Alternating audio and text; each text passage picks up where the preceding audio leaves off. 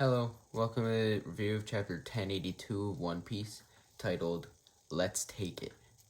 Well, I made a mistake, personally. I thought that there was going to be a break week this week, so that's what I said in my last video, but I guess not, and I'm not complaining. We don't return to Egghead as I thought we would this chapter. Instead, we get the main stars of this chapter being Buggy and the rest of the Cross Guild. They have begun to mobilize, and you'll see why later in the video. And then also at the end of the video, we get to see a character who we thought might have been dead, and they're actually alive. So wait to see on what that is too. And like and subscribe, because that will really help the channel. And let's get into the chapter. So let's start out, like always, with the cover page. On the cover page, we got another fan request. This time it's Chopper, and he's mistaking Zeus for some cotton candy. And so he's eating him.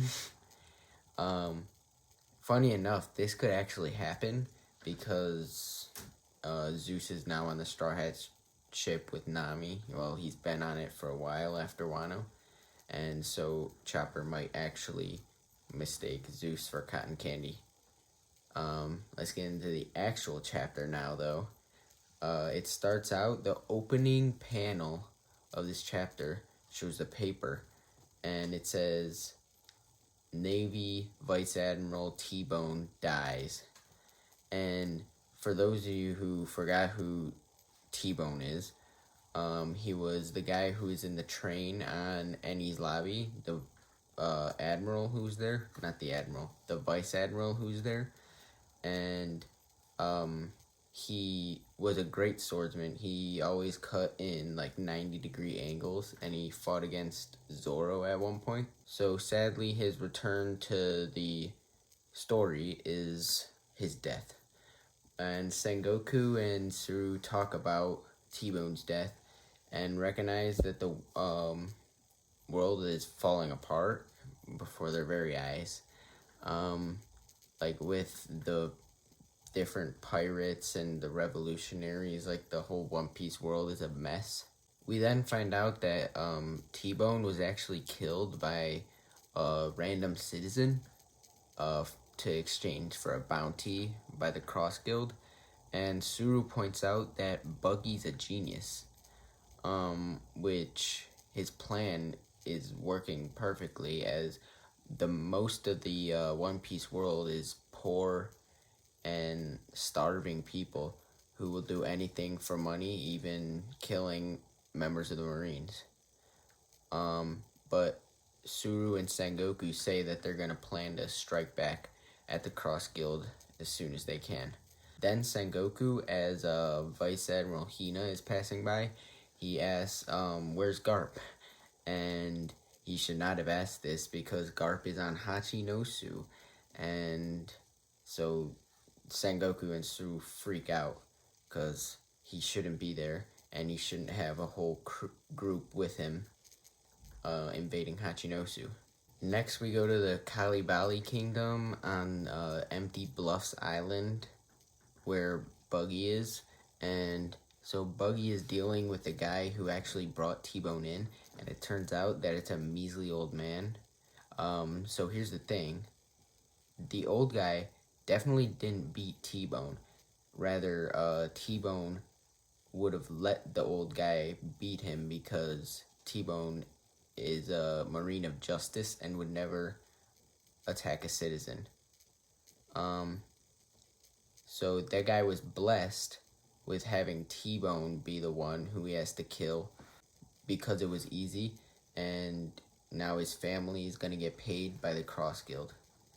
And then Buggy, because of how awesome he is, keeps getting overwhelming praise from his crew. And then the shipbuilder comes in while all the guys are praising Buggy, and he accidentally mistakes Buggy's name, which is kind of funny. But he tells him that the ship is complete. So then they go outside, and they're greeted with the ship, and it has Buggy's face on the head of the ship.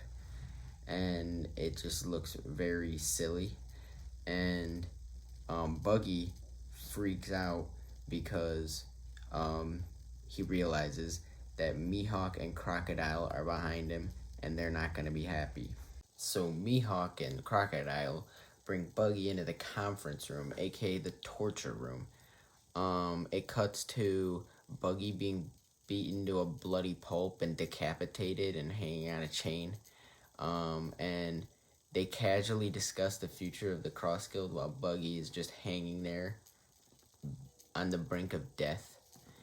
And Crocodile's plan is to make the Cross Guild into a military state that has overwhelming power over the people. And for that, you need money and power. And as a One Piece fan, you should know what this is talking about. The One Piece, of course. So Buggy, he puts on like a beautiful speech to Mihawk and Crocodile about how they should still aspire for the One Piece because they're pirates. It's the reason like every single pirate goes out to sea to look for the One Piece. Buggy also wants to be like on par with Shanks, who's now going after the One Piece too. We get a little short flashback of him and Shanks after Roger's execution, and in this flashback, it's the moment when Shanks tells him that he's changed his plans and is not going to actually go to the One Piece. And then that's when Buggy and Shanks split up too. Back in the present, though, Buggy declares his dream of being king of the pirates. And then Buggy, he turns on the transponder snail that's sitting next to him. And it's connected to all the island speakers, so all the crew hears him. And he declares his grand goals of finding the One Piece and becoming Pirate King.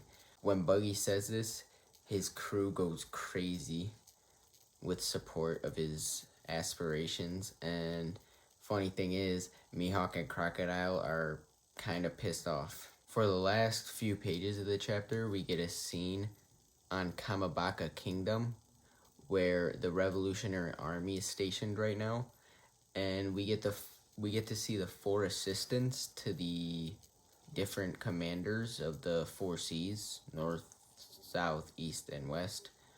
And we get their names too.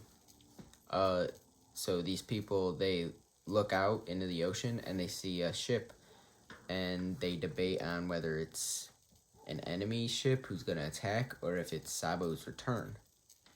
Then turns out it's Sabo. He returned. He actually survived the Leloucia Kingdom incident, and he even actually saved a bunch of the people from Leloucia who are on his ship with him. Then Koala comes in and she starts kicking at Sabo because he cut off his communications after the Leloucia incident, and he could have been dead for all they knew. So it was kind of reasonable for her to be scared. But then she hugs him and cries, and they're all fine now. And then the rest of the Leloucia citizens, they asked to join the Revolutionary Army, which I'm sure the Revolutionary Army isn't going to turn them down, because why would they turn down anybody? And then after this, the three main people in the Revolutionary Army, Dragon, Ivankov, and Sabo, go into the back room to hold a meeting. And in this meeting, they mention Kuma, which then brings them to mention the Reverie. And then Sabo ends the chapter with saying that he's going to tell us everything that happened in the land of Mary Jo. And that's the end of One Piece chapter 1082. Please, Oda, continue with the Sabo story. I know he probably won't, because he'll probably not feel the need to show us Sabo telling the entire story. But I could hope.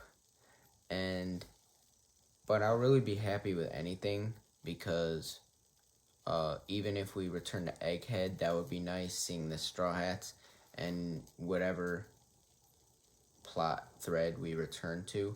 It'll be hype anyway. So like and subscribe to help the channel if you made it this far. And I'll see you in the next video. Bye.